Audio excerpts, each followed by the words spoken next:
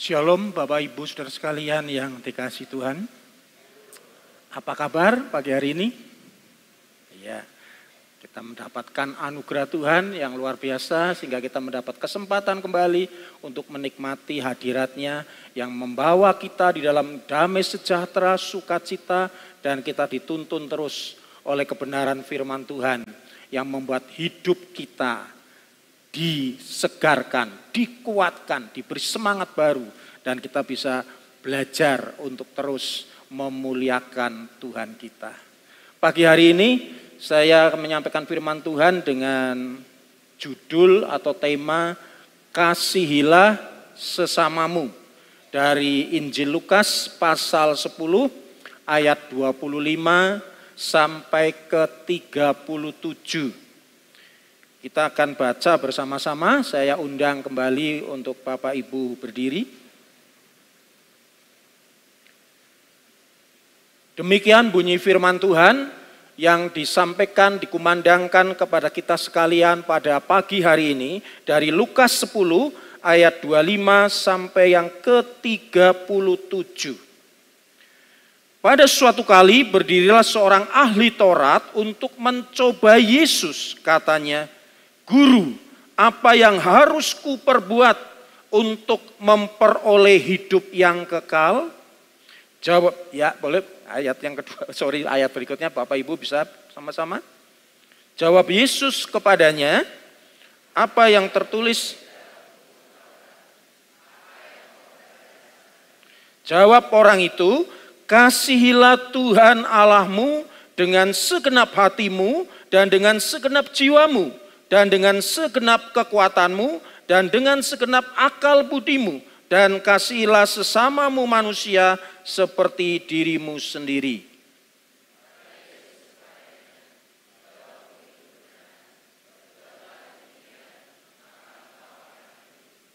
Tetapi untuk membenarkan dirinya, orang itu berkata kepada Yesus, "Dan siapakah sesamaku manusia?"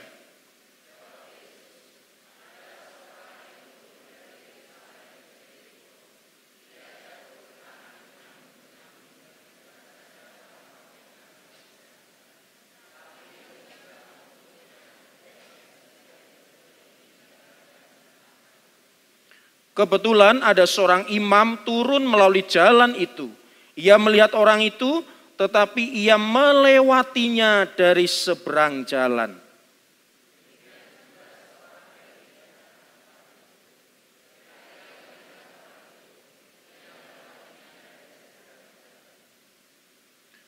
Lalu datang seorang Samaria yang sedang dalam perjalanan ke tempat itu. Dan ketika ia melihat orang itu, tergeraklah hatinya oleh belas kasihan.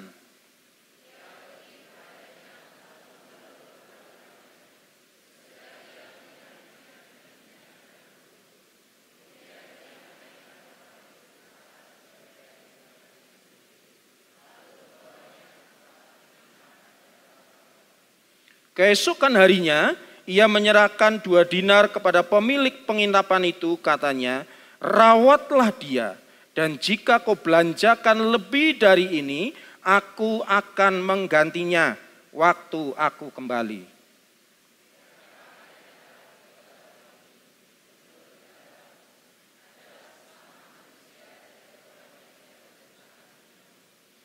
Jawab orang itu, "Orang yang telah menunjukkan belas kasihan kepadanya." Kata Yesus kepadanya, "Pergilah dan perbuatlah demikian." Kita berdoa sekali lagi. Tuhan, Roh Kudus, cerahkan hati dan pikiran kami, hidup kami, supaya kami mengerti akan pesan-pesan daripada firman-Mu pada pagi hari ini, sehingga kami bukan sekedar sebagai pendengar-pendengar saja, tapi kami menjadi pelaku-pelaku daripada firman Tuhan. Dan hidup kami boleh memperkenankan Engkau ya Tuhan. Nama Tuhan Yesus Kristus sendirilah yang dipermuliakan di dalam sepanjang perjalanan hidup kami di muka bumi ini. Terima kasih ya Bapa, terima kasih ya Tuhan Yesus. Berfirmanlah kepada kami, kami siap untuk mendengar dan melakukannya. Di dalam nama Tuhan Yesus Kristus dan hanya oleh karena anugerah-Mu semata-mata kami peralaskan doa ini. Amin. Mari silakan Bapak Ibu duduk kembali. Bapak Ibu dan saudara sekalian yang Tuhan Yesus kasihi, kalau ada orang bertanya kepada kita, apa lawan dari mengasihi? Maka kebanyakan orang akan menyatakan lawan daripada mengasihi adalah membenci. Betul ya? Secara umum orang akan menjawab begitu. Lawan dari mengasihi adalah membenci. Namun menarik, pagi hari ini kita akan melihat sebuah pernyataan dari namanya Elie Wiesel ini ya. Beliau ini seorang sastrawan yang berdarah Yahudi, peraih Nobel Perdamaian pada tahun 1986. Dia menjadi saksi hidup kekejaman daripada rezim Hitler. Nah, pernyataan Elie Wiesel ini luar biasa menarik. Kita akan baca itu ya, sudah saya tulis besar-besar di situ. Dia berkata begini, lawan dari kasih itu bukan kebencian, melainkan ketidakpedulian.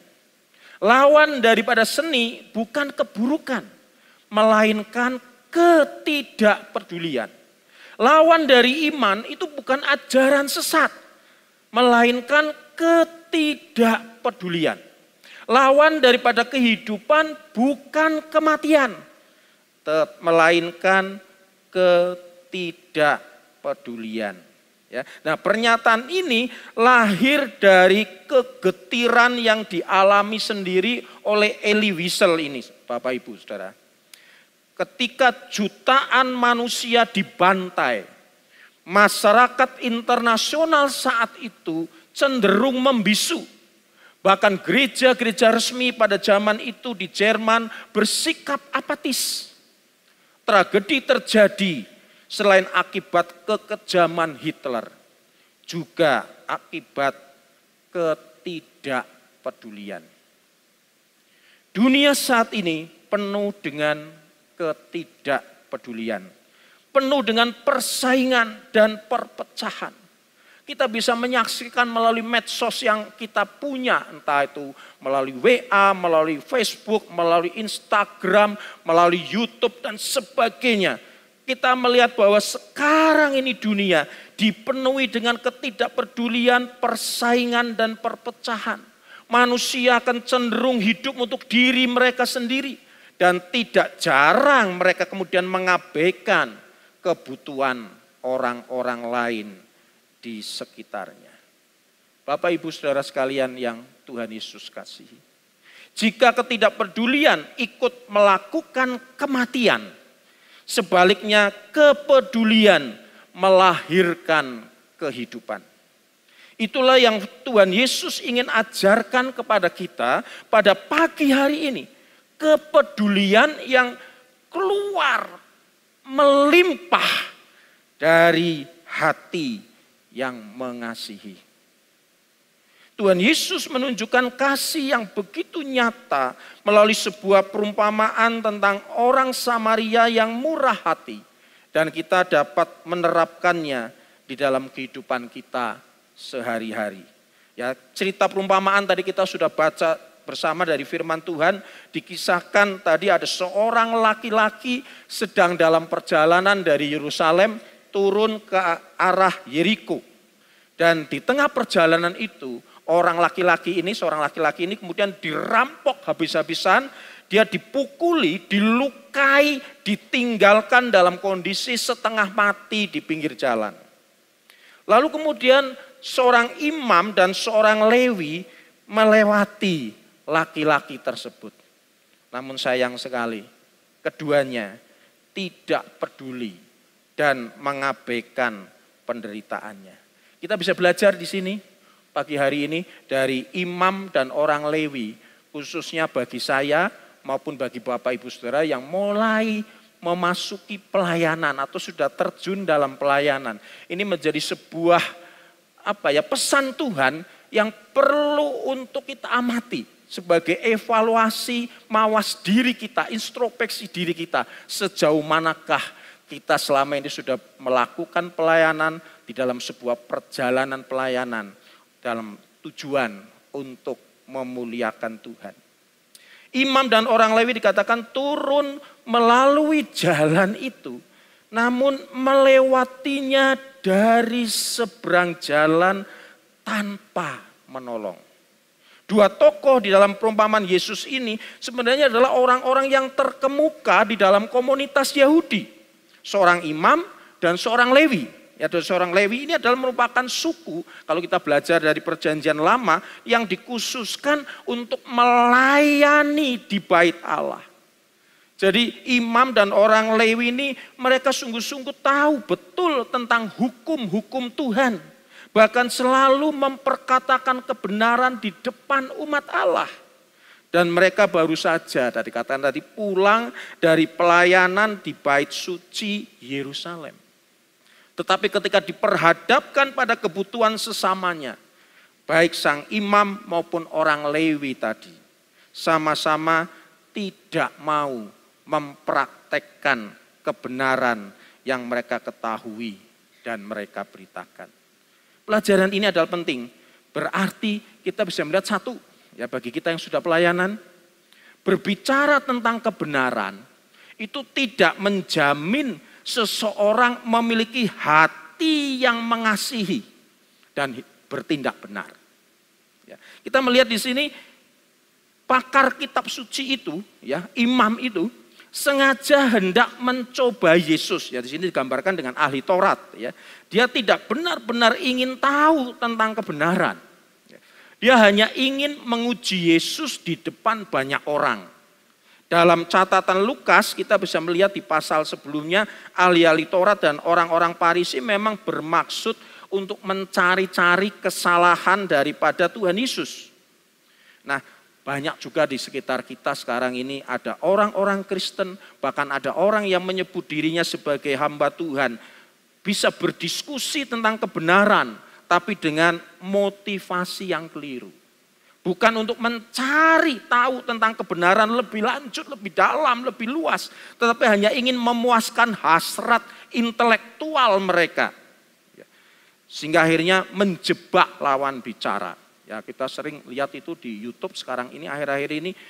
Banyak sekali hamba Tuhan yang satu mencoba menjatuhkan hamba Tuhan yang lain.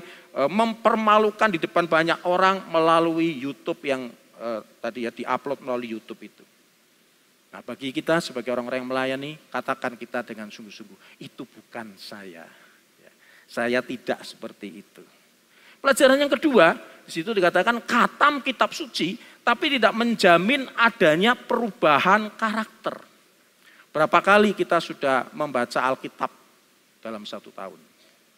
Ada kan bacaan-bacaan Alkitab itu ya, setahun harus selesai. Nah, berapa kali kita sudah membaca Alkitab dari Kejadian sampai Wahyu dan terus bolak-balik itu berapa kali dalam 1 tahun? 1 kali? Nah, ikut ambil bagian dalam pelayanan. Nah, ini khatam ya. Khatam itu entah ini dari bahasa apa, mungkin bahasa Arab ya. Khatam itu artinya memahami seluruhnya secara tuntas kitab suci itu, tapi ternyata tidak ada perubahan karakter.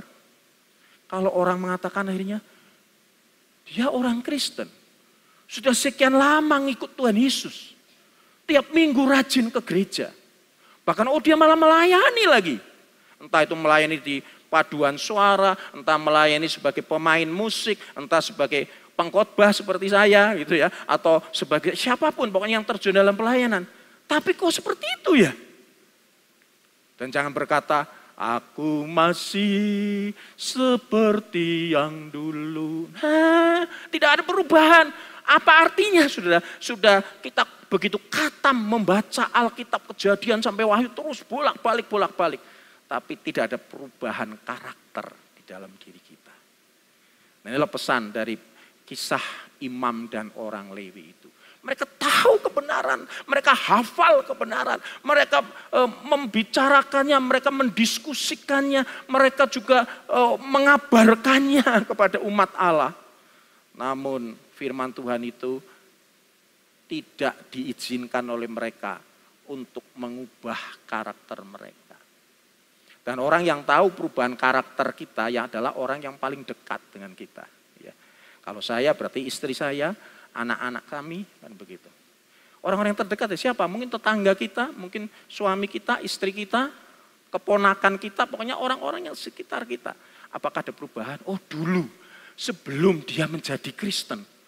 Wah dia pemarah, sedikit marah, sedikit marah. Oh sekarang peramah. Wah, beda kan dari pemarah peramah. Dia tadinya itu pendendam, kalau sebelum balas kesalahan orang lain, dia tidak akan diam. Dia akan terus berusaha cari berbagai cara untuk bisa memuaskan dendam kesumatnya itu.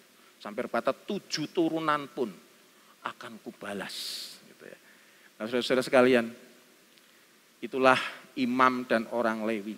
Ya. Khatam memahami seluruh kitab suci secara tuntas, tapi tidak ada perubahan karakter di dalam dirinya.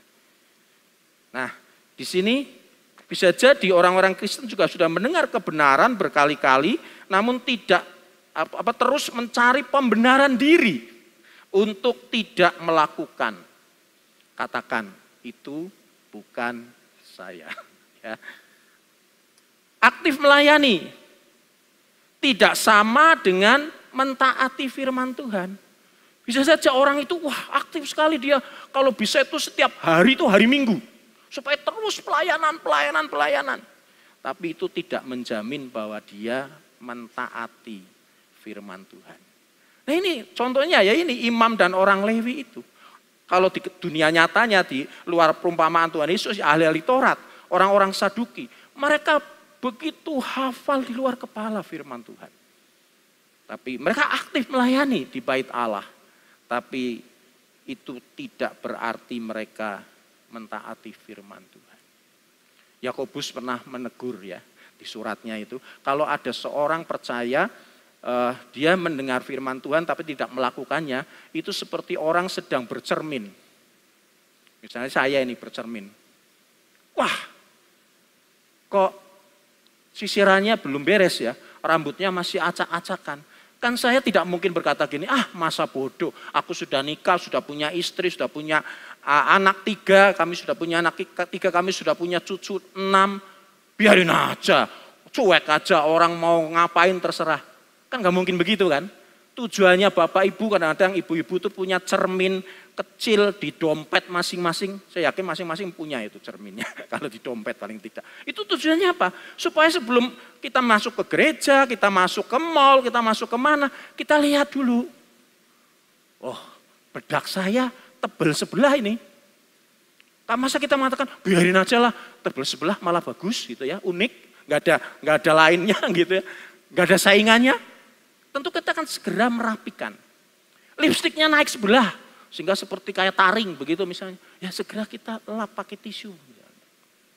Nah kalau kita juga sudah mendengar firman Tuhan, kita mengerti firman Tuhan, kita kemudian ternyata masih ada coreng-moreng dalam hidup saya. Kita perbaiki gitu ya. Istri saya menjadi sebuah kesaksian bagi saya secara pribadi. Bagaimana dia berkata, sekarang kamu lebih lembut daripada dulu. Saya dulu tuh kasar, saudara. Dengan istri saya itu gampang sekali marah. Dulu juga pernah melakukan KDRT terhadap istri saya. Untung istri saya setia dengan saya. Dia mengatakan, ceraikan aku saja. Kembalikan aku pada papa mamaku. Kalau begitu saya sekarang jadi duda. Bukan duda keren, duda tua. Nah jadi, tapi luar biasa. Akhirnya dengan kesabaran dia dan dengan doa, saya sekarang mudah tersentuh, saudara. Gak tahu kadang-kadang, itu saya mengatakan kadang guyonan dengan saya. Kok kamu sekarang cengeng sih ya? Mendengar firman Tuhan begini-begini, kadang-kadang kamu kok nangis gitu ya. Ada sesuatu yang mengubah diri saya tanpa saya sadari. Nah orang-orang yang bergaul dengan saya sekitar saya di Denpasar, di mana, mereka mau lihat sesuatu yang berbeda. Ketika saya mengajar, sampai mengatakan banyak mahasiswa, itu berkata, Pak Heru adalah dosen yang paling sabar. Ya begitu. Padahal saya merasa, kayaknya saya nggak sabar itu. Saya gampang emosi kayaknya sih, tapi ternyata sudah diubah. Jadi mereka mengatakan paling sabar. Sampai ketua STT, maaf kalau itu Pak Heru terlalu sabar.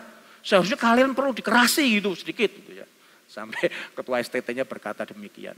Nah saudara, yang jelas firman Tuhan yang kita terima, seharusnya itu bisa mengubah karakter kita. Karakter kita memang tidak ada yang baik. Ya manusia sudah jatuh dalam dosa. Tapi melalui firman Tuhan yang terus diberitakan, firman Tuhan yang terus kita baca, kita dengarkan, kita simak, kita ngerti artinya, kita lakukan, kita terapkan. Nah itu seperti orang tadi bercermin, lalu ada sesuatu keburukan, kita benahi gitu sehingga kita tampil terbaik. Gitu ya. Nah ini imam dan orang Lewi. Jadi kisah orang Samaria yang murah hati ini seperti cermin yang menunjukkan tembok-tembok keangkuhan diri yang membuat kita cenderung mencari pembenaran diri. Menutupi ketidaktaatan kita dengan berbagai aktivitas pelayanan bahkan. Mendefinisikan perintah Tuhan sesuai dengan standar penilaian kita sendiri. Itu sebabnya Tuhan Yesus perlu menghancurkan tembok-tembok keangkuhan kita. Ya, agar kita dapat benar-benar mengasihi sesama seperti Tuhan Yesus yang lebih dulu mengasihi saudara dan saya. Percayakah saudara bahwa ketika kita sekarang berada di posisi sebagai anak-anak Allah, anak-anak raja tadi dalam pujian kita, itu bukan secara kebetulan. Itu artinya Allah sudah mencurahkan kasih-Nya yang luar biasa di dalam diri kita. Kita yang seharusnya tidak layak, tapi kita kemudian dilayakkan. Menerima pengampunan melalui Yesus naik di atas kayu salib. Menjadi substitusi kita, menjadi pengganti kita. Seharusnya kitalah yang naik ke salib itu. Kitalah yang seharusnya masuk neraka. Tapi oleh kasih-Nya yang totalitas itu, Yesus meninggalkan kemuliaan surgawi. Dia turun ke dunia, menderita, sengsara sebagai hamba yang menderita, hamba Tuhan yang sengsara. Hanya satu tujuannya, karena dia mengasihi saudara dan saya. Jadi dengan kata lain, Tuhan ingin, Tuhan rindu agar kasih yang sudah Tuhan limpahkan dalam diri kita, kita ekspresikan keluar kembali kepada orang-orang yang ada di sekitar kita. Tindakan dari imam dan orang Lewi ini menyoroti sikap mereka yang mementingkan diri sendiri, yang tidak peka, yang mengutamakan kenyamanan dan kepentingan mereka sendiri di atas kebutuhan mendesak dari orang-orang yang ada di sekitarnya. Kita sekarang lihat orang Samaria. Ya, hanya orang Samaria sajalah yang berhenti untuk menolong. Ya, sekalipun dia mempunyai alasan-alasan sebenarnya yang jauh lebih baik daripada imam dan orang Lewi untuk tidak menolong. Jadi dia punya alasan sebenarnya. Ya kita lihat beberapa poin ini secara singkat. Pertama, orang Samaria adalah keturunan Yahudi yang sudah berdarah campuran. Ya kalau Bapak Ibu senang baca di Perjanjian Lama, lihat itu Israel itu kan akhirnya terpecah ya setelah kerajaan Salomo menjadi dua, Israel Selatan, Israel Utara. Selatan ibu kotanya Yerusalem, utara Samaria. Nah ini Samaria.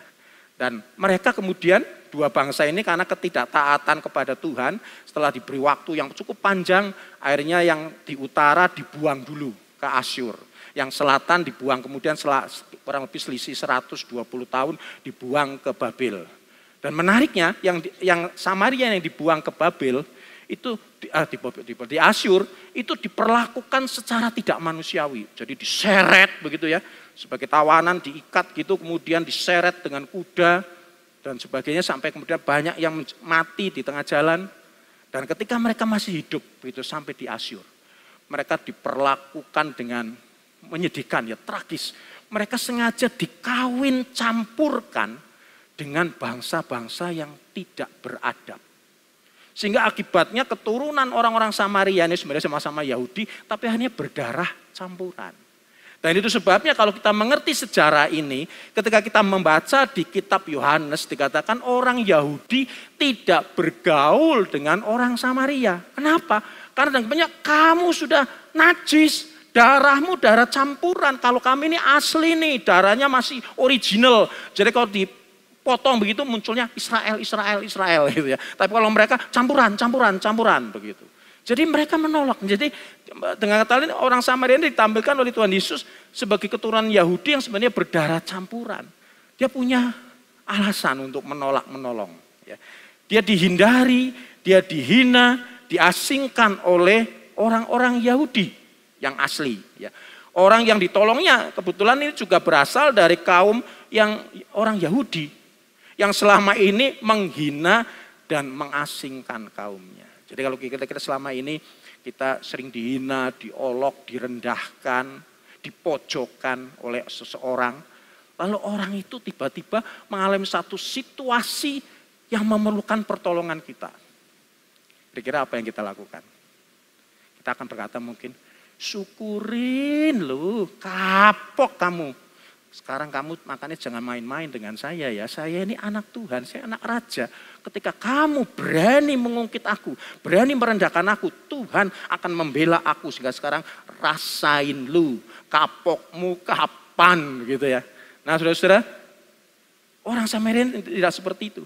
Ya, di sini kita melihat dari orang Samaria ini, Tuhan menghendaki saudara dan saya itu memiliki kemurahan hati yang memancar dari kasih kepada sesama manusia. Bukan kasih kepada manusia yang sama dengan kita. Ini pernyataan ini bolak-balik nampaknya mirip tapi berbeda ya. Jadi mengasihi sesama manusia bukan mengasihi kepada manusia yang sama dengan kita. Artinya, oh sama-sama anggota GPAI, FATA, oh sama-sama Kristen. Enggak.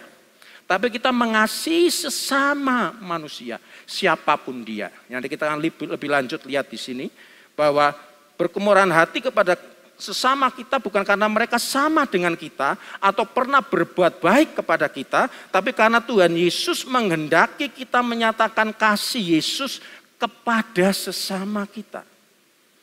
Nah Bapak Ibu dan Saudara sekalian, Tuhan Yesus akhirnya menunjukkan di sini bagaimana seharusnya kita mempraktekkan kasih yang melampaui batas-batas yang seringkali dibuat oleh agama dan dunia ini. Kita melihat yang pertama, kasih itu tidak pilih kasih. Ya. Dari orang Samaria ini, dia mengasihi tanpa pilih kasih, mengatasi kewajiban semata-mata. Dia tidak mengatakan begini, orang Yahudi selama ini ngenyak karo aku, menghina, melecehkan. Rasainlah, tinggal aja kan. Ya. Sama-sama orang Yahudi tadi, imam dan orang Lewi aja, tinggalkan, kenapa aku tidak?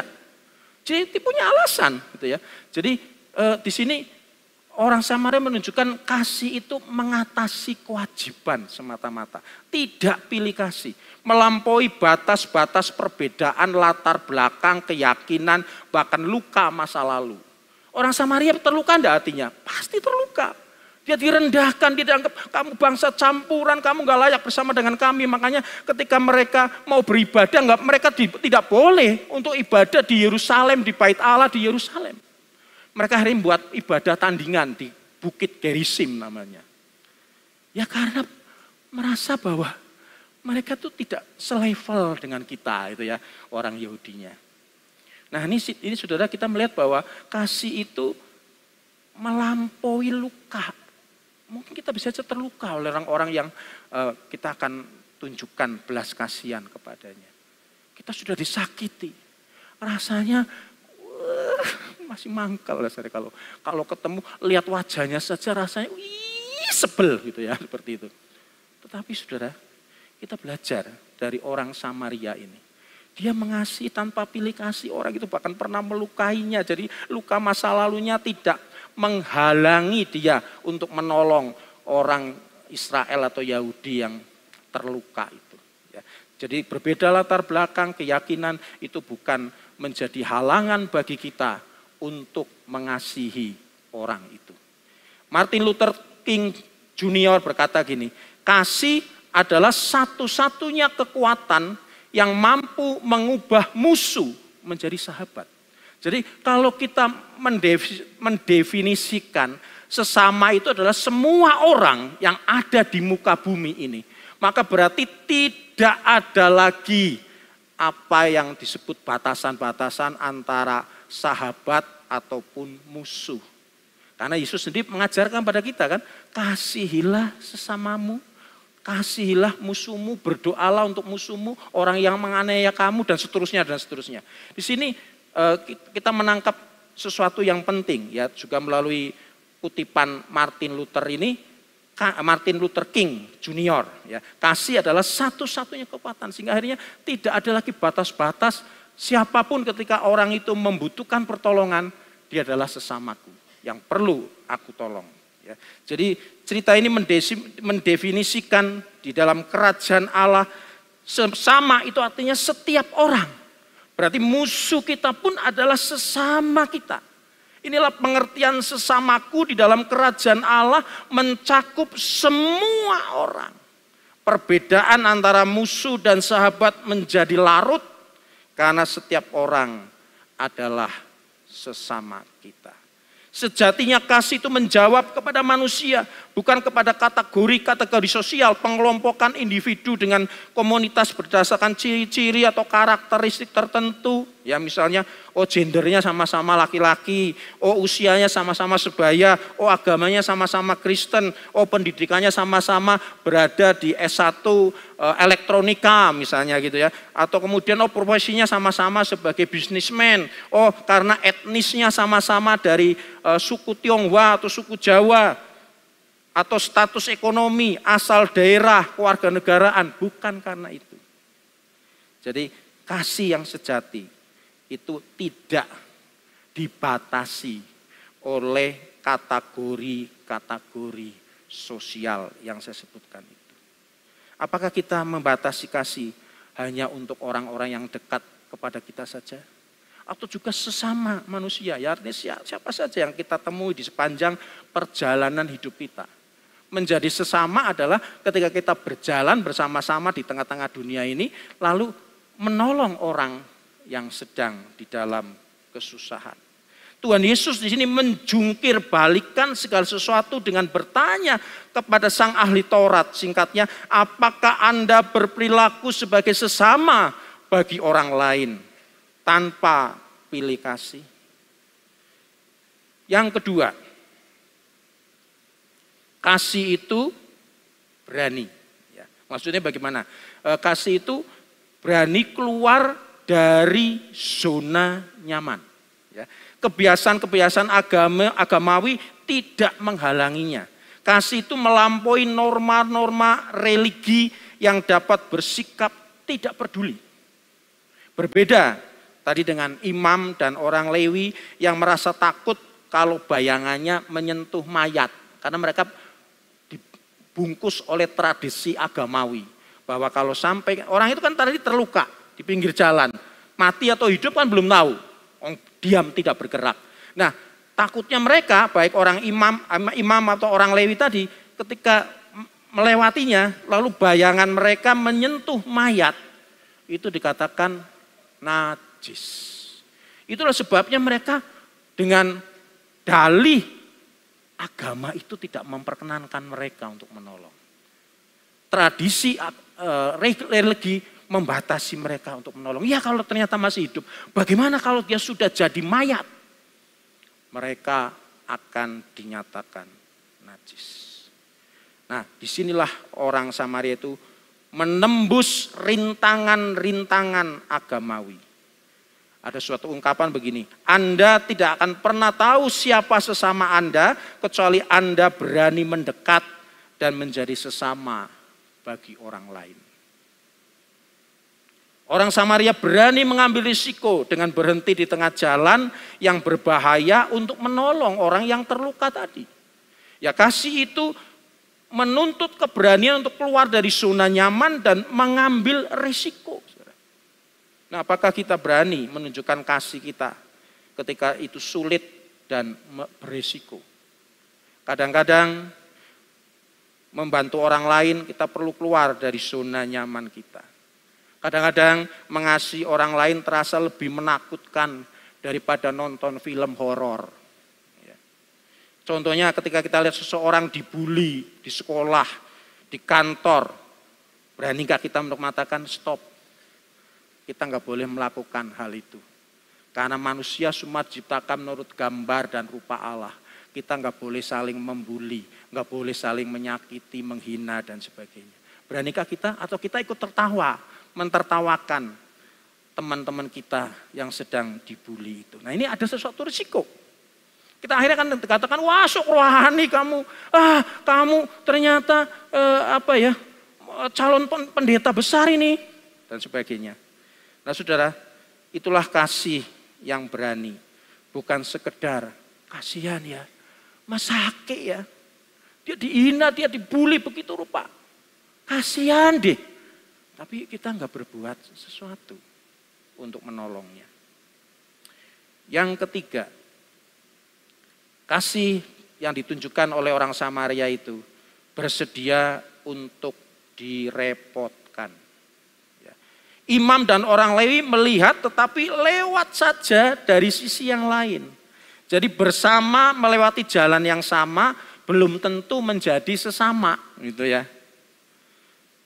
Tapi dengan kasih, orang Samaria itu turun dari keledainya, dia membalut lukanya, kasih anggur dan sebagainya, kasih minum, ya. Lalu diangkat si korban itu di atas keledainya, dan dia hanya berjalan di samping keledainya. Dia tidak naiki keledainya, tapi dia turun, dia berada di bawah, nuntun keledai, dan keledainya untuk menaikkan tadi orang yang terluka tadi.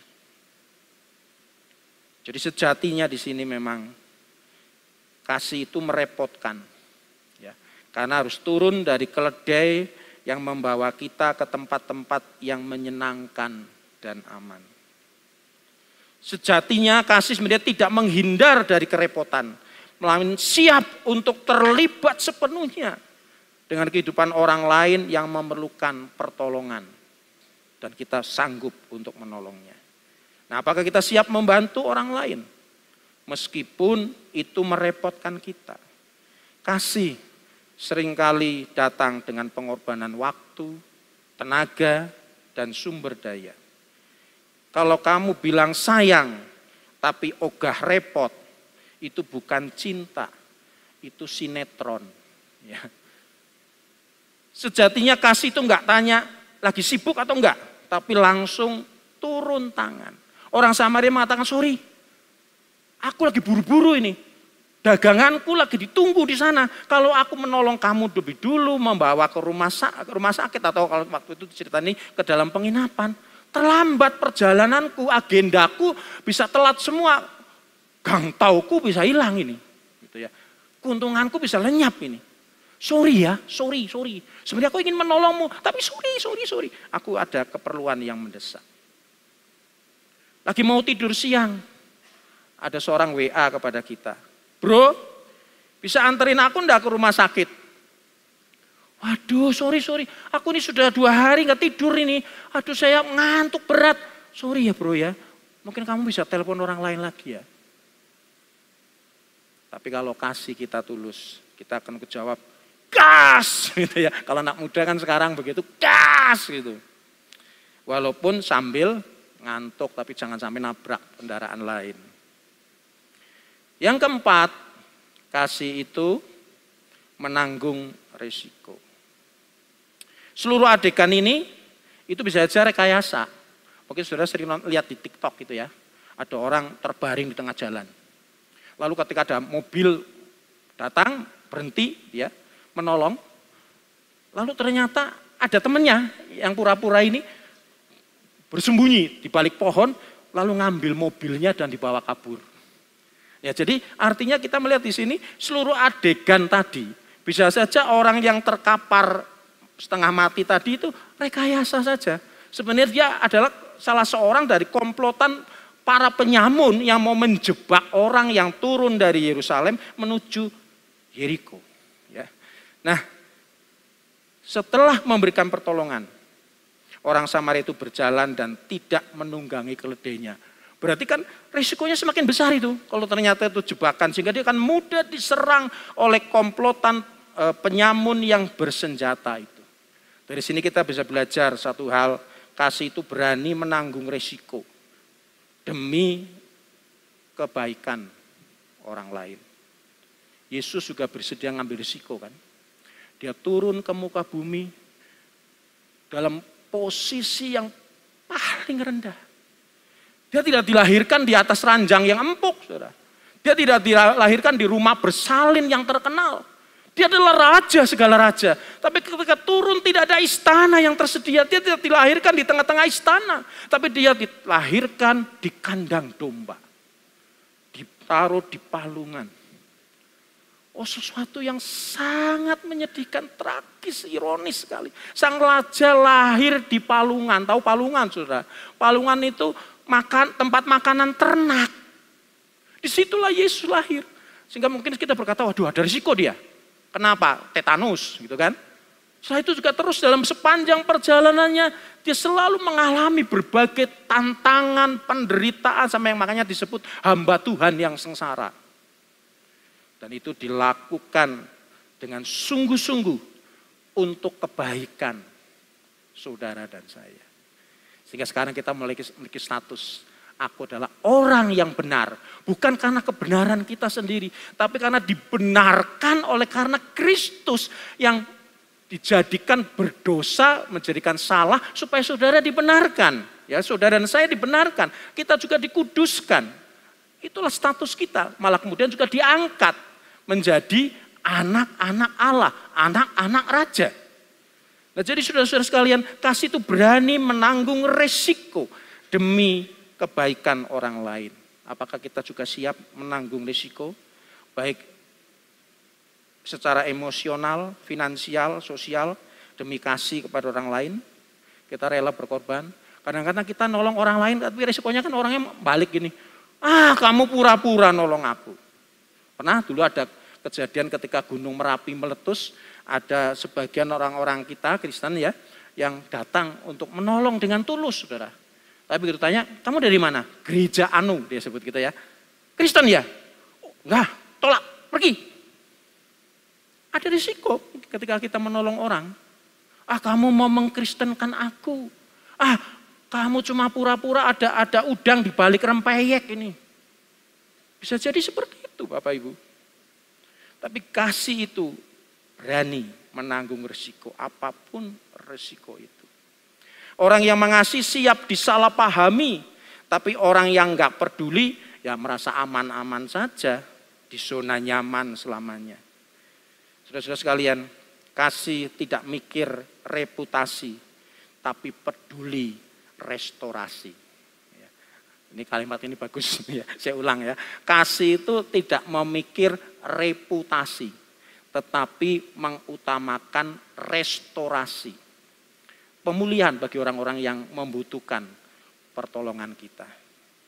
Yang kelima, kasih itu memang menghabiskan waktu. Di cerita ini orang Samaria ini akhirnya berhenti membalut luka si korban, berjalan di samping keledainya, singgah di losmen. Tentu saja perjalanannya terhambat, terganggu. Jadi di sini orang Samaria tidak hanya memberikan bantuan sesaat, tapi juga menyediakan waktu untuk memastikan orang yang terluka ini benar-benar terawat dan sembuh. Benar-benar terjadi restorasi. Sejatinya Bapak Ibu, kasih membutuhkan komitmen jangka panjang dan pengorbanan waktu. Seringkali kesibukan sehari-hari kita dalam pekerjaan menghalangi kita untuk peduli di dalam komunitas dan lingkungan kita sekitar yang dimulai dari keluarga kita. Sehingga memisahkan kita dari nilai-nilai kasih dan kepedulian. Coba kalau kita dengan jujur masing-masing jawab dalam hati saja. Kapan terakhir sang suami mengajak istri untuk jalan-jalan ke mall? Tidak harus makan yang enak-enak, tidak harus belanja yang mewah.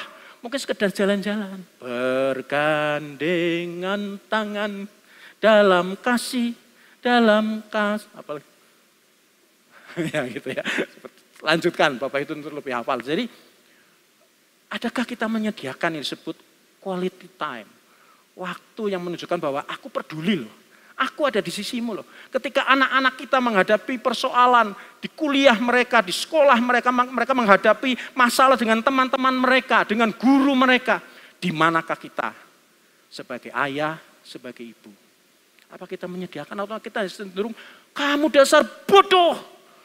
Sekolah nggak selesai, kuliah hanya ngabisin uang papa mamamu. Kasih itu memang harus menghabiskan waktu kita. Seorang ayah harus berani menyediakan waktu untuk anak-anaknya. Menyediakan waktu bagi istrinya. Makanya saya kemarin bersaksi ya, secara singkat bahwa saya belajar dari firman Tuhan ini juga. Menyediakan waktu. Paling tidak seminggu sekali saya harus ajak istri saya keluar. Meskipun jalan-jalannya sederhana dan tidak harus beli apa-apa, saudara. Istri saya sudah senang itu. Ayo kita ke Living World, bilang itu murah saudara. Saya naik Grab itu kami hanya paling kalau lagi ada promo 11.500. Mahal-mahalnya 14.000. Enggak ada 20.000 saudara. Kami pergi berdua dan bergandengan tangan saudara. Masuk ke Living World itu. Lalu turun paling bawah itu ada kayak Pujasera gitu ya, itu kursinya banyak sekali, bisa duduk di situ, tidak beli apa-apa, tidak ditagih, tidak suruh keluar, tidak duduk manis di situ.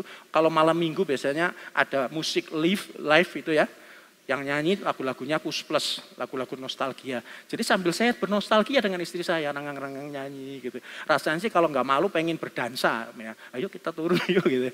Jadi itu penting saudara, untuk menunjukkan bahwa aku tuh mengasihimu. Itu ditunjukkan dengan kepedulian kita. Orang-orang yang kita kasih, yang sekitar kita, bukan hanya sekedar butuh duit, tapi juga butuh kepedulian kita. Ya antara lain jalan-jalan, tidak selalu beli apa-apa. Kami kadang makannya malah di luar, karena di situ cukup mahal bagi kami ya, bagi kantong kami terlalu mahal. Makannya di luar, artinya sebelum datang ke situ makan dulu mampir di mana yang murah, baru kemudian naik Grab menuju ke situ. Sekedar menikmati di situ ya. Duduk santai, tutup jam 10, kadang-kadang sampai jam 10 kurang 5 menit baru pulang. Tapi rasanya hati itu tetap dijaga, ada romantika kehidupan suami istri yang tidak lalu oleh bergulirnya waktu dan usia. Usia kami sudah tidak muda lagi, 65, 64. Tapi namanya kemesraan itu kan bukan miliknya kaum muda, ya kan? Jadi kaum muda, kami boleh dong ikut tetap bermesraan gitu ya dengan pasangan masing-masing ya. Jadi kasih itu memang menghabiskan waktu kita. Quality time ya adalah hadiah terindah untuk bersama dengan orang lain yang membutuhkan. Dan memang dalam hal ini kasih itu butuh proses. Ketika seorang anak yang nakal tidak nurut sama orang tua, bisa juga karena kita kurang peduli. Coba ajak dia jalan-jalan, bermain bersama gitu ya. Maka kita akan melihat bagaimana, oh ternyata papa mamaku itu peduli dengan aku. Papa mamaku itu mengasihi aku. Ya, kasih itu memang membutuhkan proses, tidak instan, butuh kesabaran dan kehadiran kita. Ada cerita juga Ratu Elizabeth ketika dia berkunjung kepada salah seorang sahabatnya, perempuan tentu ya sahabatnya yang suaminya meninggal. Ketika dia datang Bapak Ibu, dia tidak mengatakan apa-apa.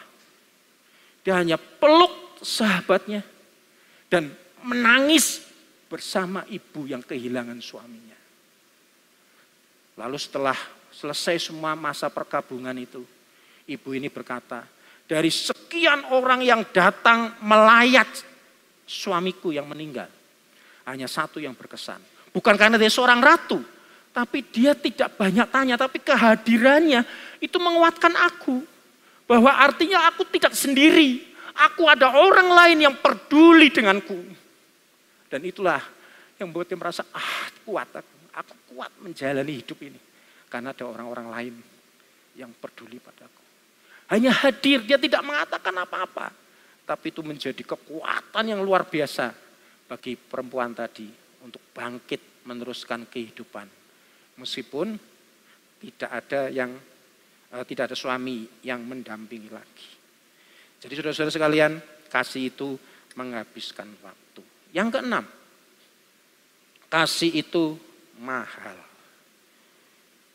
Orang Samaria ini bukan hanya menolong, tadi mengorbankan waktu, naikkan di atas keledai, tapi juga bahkan ketika di losmen, dia bayar itu. Biaya untuk orang itu di losmen, lalu mengatakan tolong rawat. Kalau nanti ternyata uang yang aku titipkan ini kurang, sekembaliku dari dagang, perdagangan itu bisnisnya, aku akan membayar kekurangannya. Itu artinya orang Samaria ini dengan pemilik penginapan, losmen itu, itu sudah terjalin hubungan yang baik. Dan orang Samaria ini dapat dipercaya. Kalau enggak kan, ya kamu ngomong gitu nanti kamu kabur gitu ya. Pulangnya ambil arah lain. Tidak, percaya. Karena berarti orang Samaria ini dapat dipercaya. Ya, jadi di sini kasih itu mahal. Orang Samaria itu menghargai orang lebih daripada barang dan uang. Nah, saudara-saudara sekalian yang Tuhan kasihi, sekiranya seorang Yahudi, sesama Yahudi yang menolong sesamanya Yahudi, maka pengadilan di Yahudi itu akan mengembalikan kembali uang yang sudah diberikan untuk menolong orang tadi. Full 100% diganti. Akan tetapi pengadilan Yahudi tidak akan pernah membayar kembali kepada seorang Samaria. Berarti artinya orang Samaria itu dengan bebas memberikan pertolongan tanpa mengharapkan balasan. Dan justru inilah yang Tuhan Yesus perintahkan kepada kita di dalam ajarannya untuk mengasihi seperti Tuhan Yesus sudah mengasihi saudara dan saya. Sejatinya kasih itu akan rela dan tulus menghabiskan sesuatu yang berharga. Dan memang kasih itu seringkali membutuhkan pengorbanan yang besar. Apakah itu waktu, apakah itu uang, sumber daya lainnya. Nah masalahnya apakah kita siap untuk membayar mahal demi orang lain. Ada satu ungkapan jenaka berkata begini, kalau kasihmu gak pernah bikin dompetmu tergerak, mungkin hatimu juga belum benar-benar bergerak. Jadi kalau dompet kita belum tergerak, ya berarti hatimu juga jangan-jangan belum benar-benar bergerak. Orang Samaria itu keluarin duitnya secara pribadi, bukan pakai dana bansos, bukan. Dia keluarkan dari pribadinya. Jadi kalau kita traktir makan, teman-teman yang dalam kesulitan, meskipun mungkin kita lagi bokek, kita lagi ngirit, lagi berhemat-hemat, tapi kita lakukan dengan sukacita, karena kita tahu bahwa kasih itu adalah investasi surgawi. Yang terakhir ketujuh, kasih itu melampaui status sosial. Ya di sini orang Samaria ini menghancurkan dinding pemisah antara orang Yahudi dan orang Samaria. Dia melihat setiap orang dengan nilai yang sama di hadapan Tuhan. Entah itu musuh, entah itu sahabat, entah itu orang asing, entah itu satu bangsa, satu suku. Semuanya sama di hadapan Tuhan. Orang Samaria itu menunjukkan kasih yang melampaui status sosial dan norma-norma masyarakat. Di sini Tuhan tidak melihat jabatan atau status, tapi hati yang bersedia menjadi jawaban bagi orang-orang yang membutuhkan uluran tangan kita. Oke, kita akan lihat rangkum, bisa klik. Kasihlah sesamamu, 1, tidak pilih kasih. 2, berani.